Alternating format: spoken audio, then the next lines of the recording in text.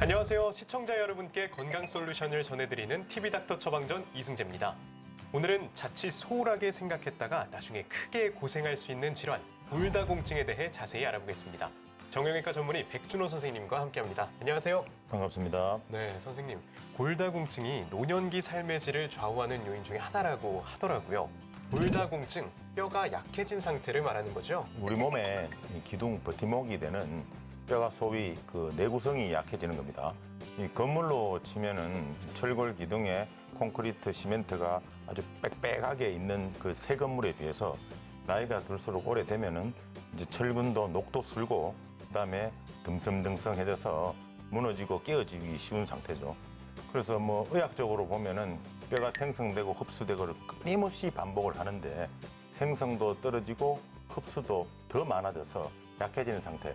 한마디로 말해서 쉽게 조그마한 충격에도 골절이 쉽게 올 수 있는 그런 상태라고 볼 수 있는 거죠. 이렇게 작은 충격에도 부서질 수 있는 그런 상태가 된 건데 이런 골다공증이 특히 여성에게서 좀 많이 생긴다면서요? 아무래도 그 여성 호르몬 그 에스트로겐이라고 많이 들어보셨을 겁니다.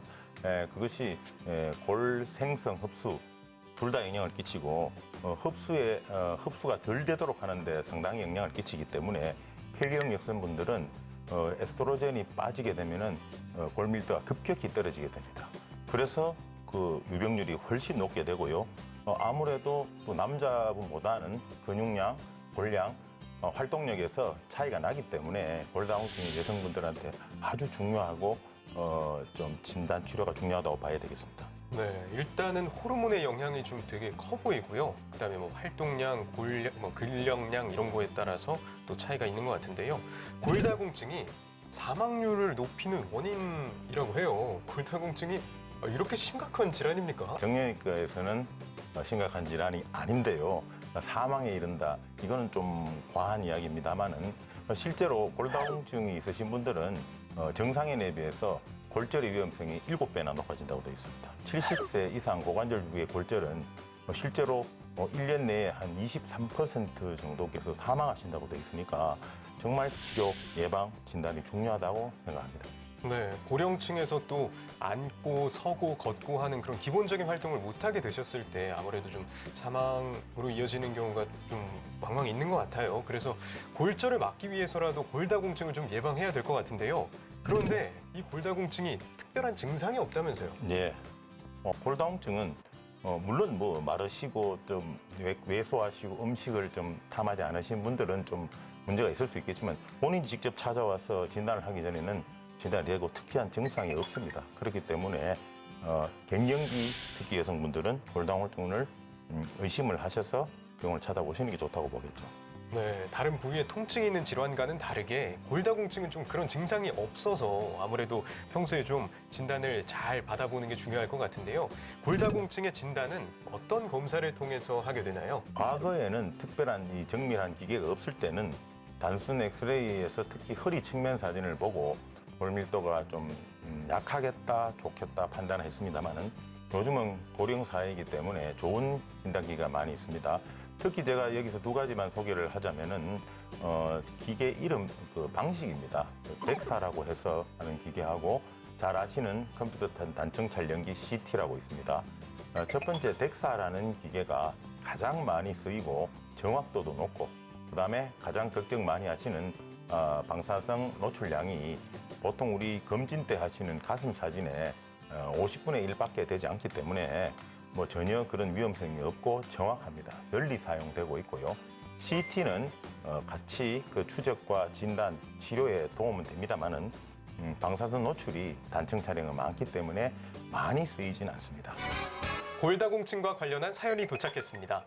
선생님, 사연 잘 들으시고요. 그에 맞는 처방 내려주시길 바랍니다. 네, 알겠습니다. 사연 들려드릴게요. 예. 안녕하세요. 저는 50대 초반의 주부입니다. 얼마 전 건강검진을 받고 골다공증 진단을 받았어요. 그래서 약을 처방받아 먹기 시작했습니다. 매일 일정한 시간에 약을 챙기는 게 여간 번거로운 게 아닙니다. 제가 챙겨야 될 게 이것만 있는 게 아니거든요. 밥하랴, 청소하랴, 빨래하랴. 이러다 보면 가끔 까먹을 때도 있고요.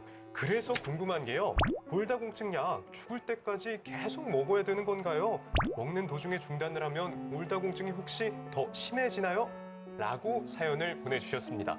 골다공증 진단을 받아서 약을 먹기 시작했습니다. 선생님, 이렇게 되면 평생 먹어야 되나요? 예를 들어서 이렇게 보시면 됩니다. 크게 구분을 해서 폐경된 지 얼마 안 되셨고 60대 좀 비교적 골다공증 환자분 치고는 젊은 분들은 식이 조절, 물론 약물 치료도 합니다만은 운동으로 인해서 1년 실제로 검사해 보면 정상으로 다시 되돌아오는 분들도 많이 봅니다.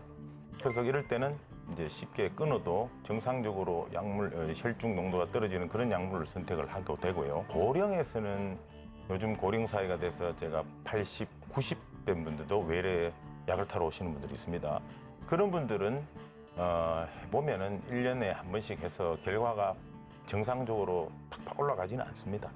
그래서 저는 이렇게 말씀드립니다. 지금 몸이 어디가 당장 골다공증이 증상이 있고 어디가 아픈 거 아닙니다. 그래서 고령에서는 호전은 되지는 않지만은 유지를 한다는 생각으로 내가 삶의 질을 위해서 영양제를 드신다 이렇게 생각하고 유지를 해야 되는 개념으로 생각하시면 편하게 생각하실 수 있다고 봅니다. 네, 뭐 반드시 계속 이렇게 평생 달고 살아야 되는 건 아니지만 그래도 유지한다는 차원에서 좀 영양제 드시듯이 좀 편하게 생각하시라는 그런 말씀이시네요. 네, 그러면 골다공증의 치료 방법에 대해서 조금 더 자세하게 설명해 주신다면요. 골다공증 치료는 일단은 크게 세 가지로 나눌 수 있겠습니다. 일단 식이 조절, 그 다음에 운동 치료, 약물 치료 세 개가 있는데요. 일단 식이 조절은 잘 알다시피 요즘은 골고루 잘 달주시기 때문에 뭐 가려 드신다기보다는 조금 더 거기에 부과를 하자면은 칼슘, 비타민 많이 나옵니다. 운동 중요합니다. 운동이라면은 너무 격한 운동이라든지 예를 들어서 하루아침에 며칠 사이에 근력을 올리겠다는 그런 운동보다는 많이 나오시다시피 뭐 공원을 걷는다, 강변을 걷는다, 얕은 산을 간다, 수영을 한다 이런 식으로 꾸준히 자기 능력에 맞게 하시다 보면은 수개월, 수년이 지나면 근육이 붙고 또 몸이 달라집니다. 그리고 숨이 한 번씩 차는 그런 유산소 운동을 하셔야 됩니다. 약물 치료는 병원에서 해야 될 일이겠죠. 복용과 주사제가 있는데 대부분이 흡수를 억제시키는 약과 생성을 촉진시키는 약이 있습니다.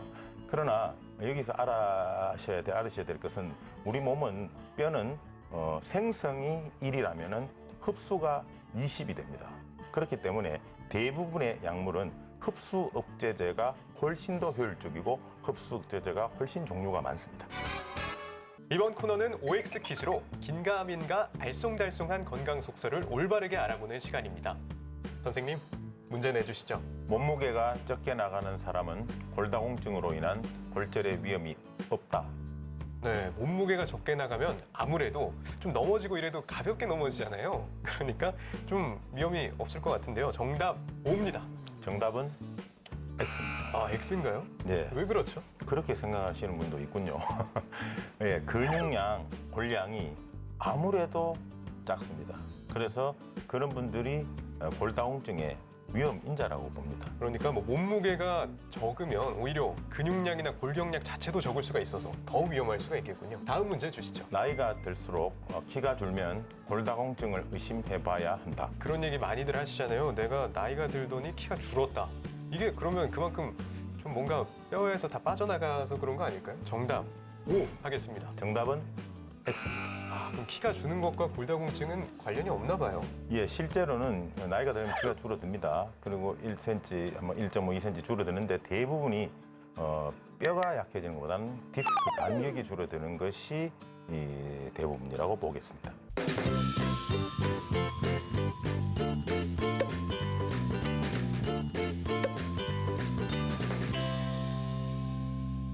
TV닥터 처방전 벌써 마칠 시간이 됐습니다.